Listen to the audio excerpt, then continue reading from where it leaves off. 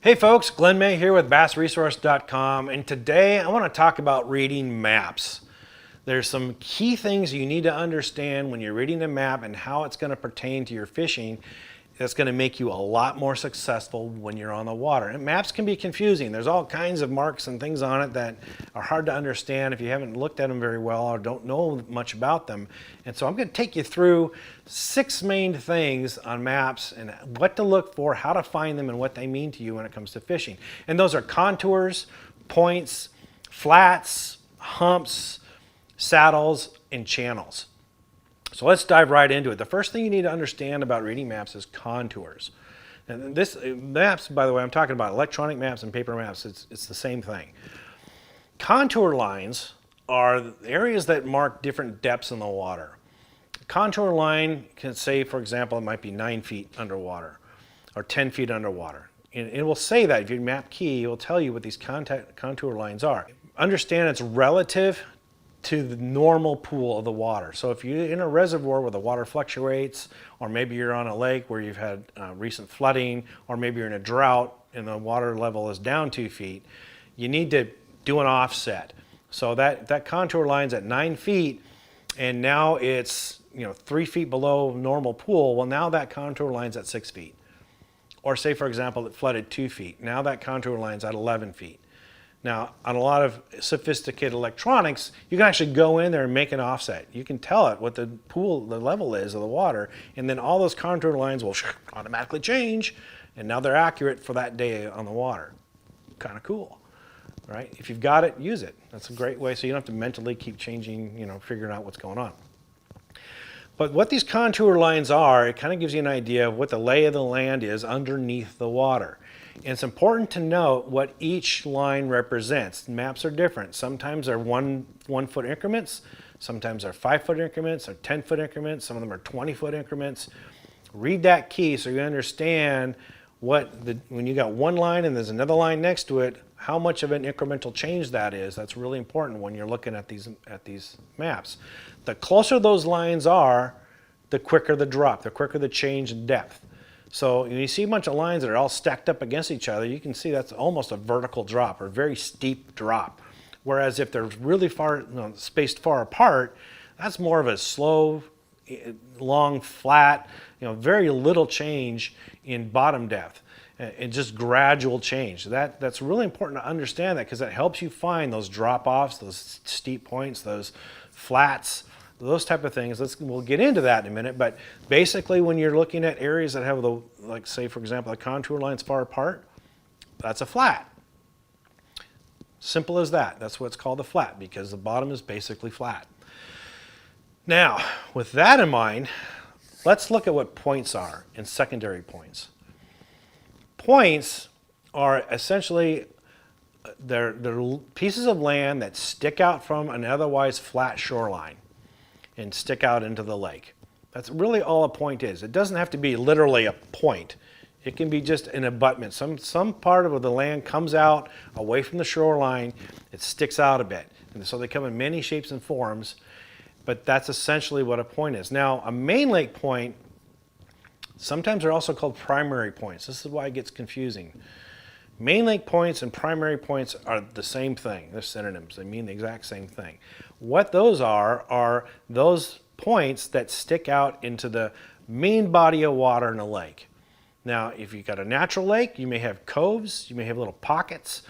I'm not talking about those. You got this main section of water where all the boaters are. A lot of times the water skiers like to go. That main open area, that's your main lake. So you've got any points that stick into that, that's a main lake point or a primary point. Now, if you're looking at a reservoir or maybe in rivers, you've got these tributaries, these little side streams, side areas that come into the main lake. Go up in those and you've got points in there. Those are what's called secondary points. It's as simple as that. Points that you find in those tributaries and in those bays and in those coves are secondary points. What can be a little bit confusing though is sometimes secondary points aren't necessarily visible from the land. If you're looking at a flat shoreline, sometimes there are points that are under the water that come out. And those also can be considered, people consider those secondary points because you can't see the point, it's a secondary point, it's underwater.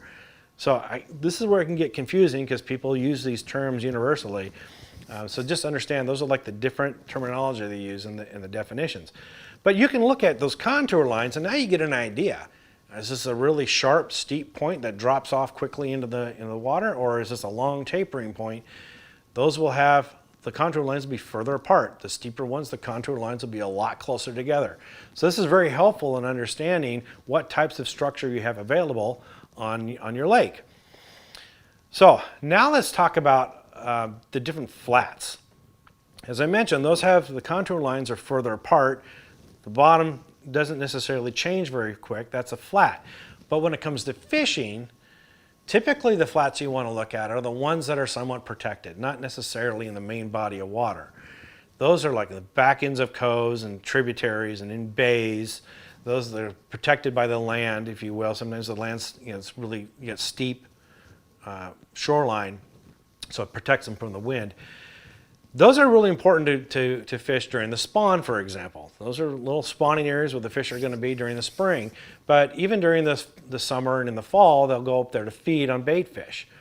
On the main bodies of water, they tend to get, if you're on a busy lake, again, like I said, a lot of water skiers are out there, and there may be a flat there, but it's getting pounded by waves all day long and by boat traffic, and maybe the wind is exposed to the wind, and so they might not be as productive. So it's important to understand when you're looking at flats, like where are they positioned and what type of flats might be more productive than others. Okay, so this map study really helps you to kind of find those out rather than just driving around the lake when you're on the water. Now, let's talk a little bit about humps. Humps are basically an area that is higher than the rest of the surrounding areas on the lake bottom. A hump is kind of like a pimple, okay? An underwater island, if you want to think of it that way, but a much smaller one. But a hump can be very productive depending on where it's located on the lake.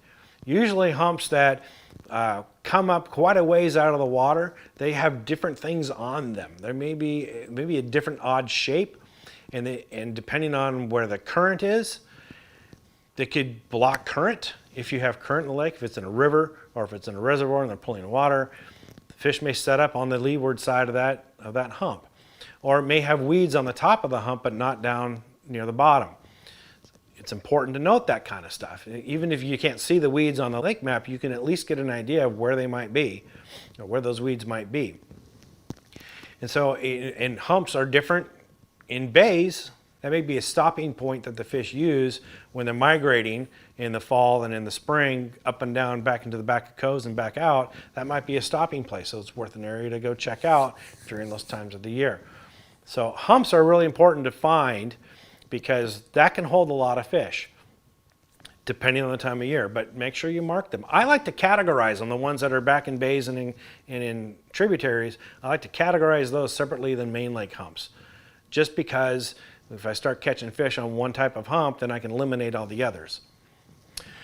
Now, I do that with points too, primary points or main lake points, secondary points, the type of flats. You start categorizing them as to where they are relative to the lake. You start to be able to get an idea when you're on the water which ones are more productive, so you can go directly to those and skip the ones that aren't as productive. Let's talk a little bit about saddles. Saddles, since I talked about humps, saddles typically is the land between two humps.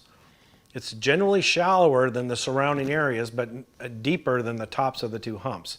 This could also be the land between, say, two islands. Or if you've got a hump that's close to shore, it could be the land between the hump and the shoreline, or the island and the shoreline. Saddles are really important because a lot of times, especially if there's current, whether it's wind-driven current, current from the river, or if maybe they're pulling water in a reservoir, it funnels the water right through there, and all the food chain goes. The insects and bait fish will get funneled through there, and the bass will sit up on the down current side just eating. That little conveyor belt's just feeding them, and they're just eating away. So it's important to know where those are relative to, again, positioning of the lake, where the current might be, or where the wind might be coming from. Understand those relative positions. Are they more of a north-south position than an east-west position, for example?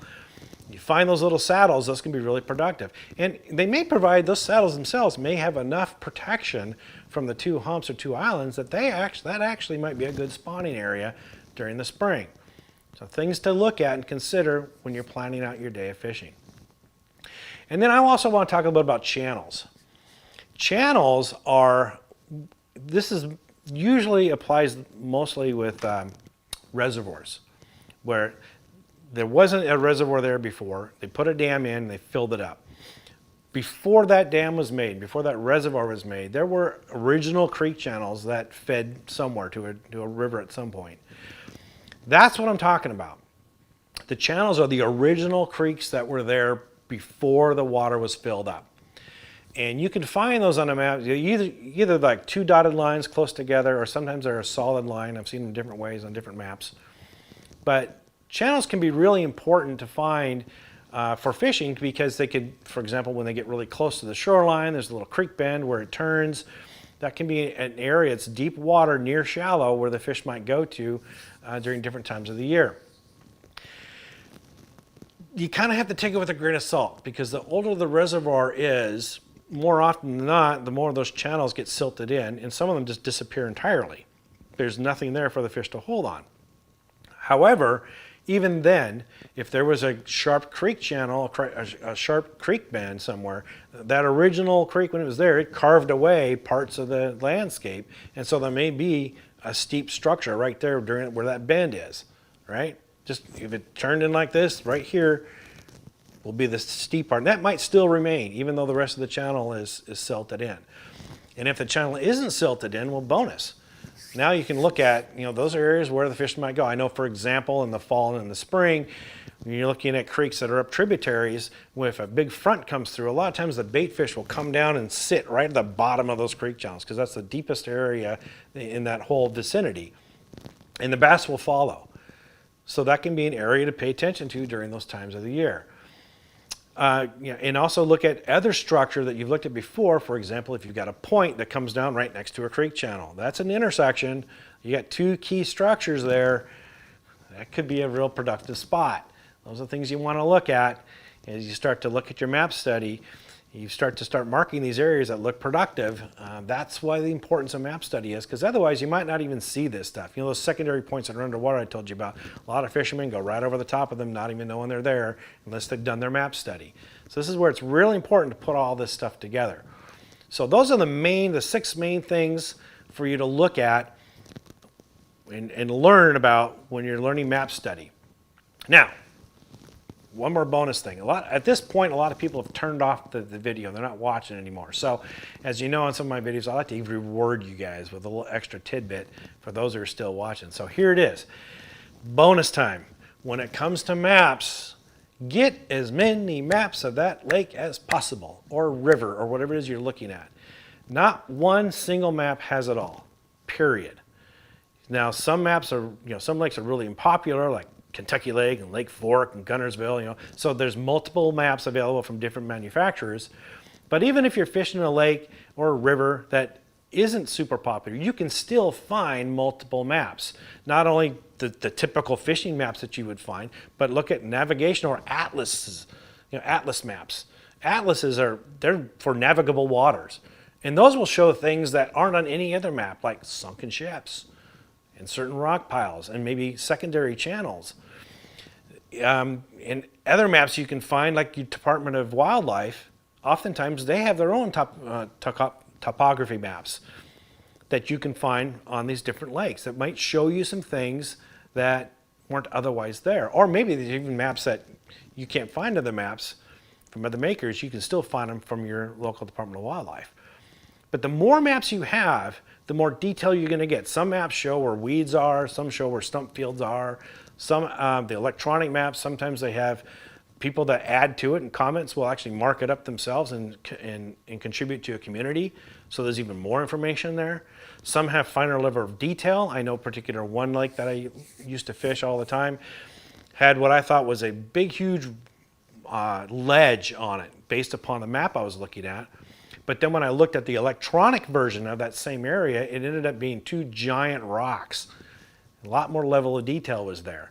So, and same with electronics. There's different manufacturers for electronic maps. So the more that you can get, the more detail you're going to get, the more information that you're going to have, the better informed you're going to be, and that way you're going to catch a lot more fish. So I hope those tips help. For more tips and tricks like this, visit BassResource.com.